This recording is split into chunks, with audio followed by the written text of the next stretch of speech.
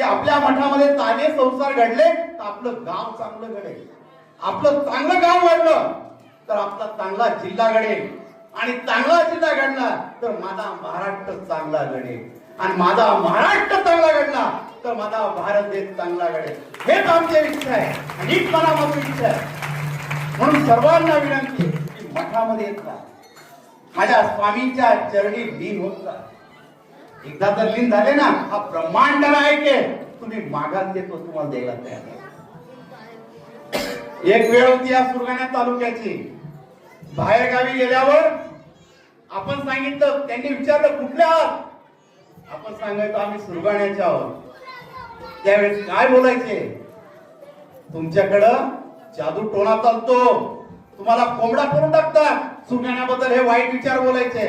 आणि आज जर तिथं कोणी विचारलं तुम्ही कुठल्या आहात, आम्ही अभिमानाने सांगतो आम्ही प्रति अक्कलकोट सुरगाण्याचे आहोत.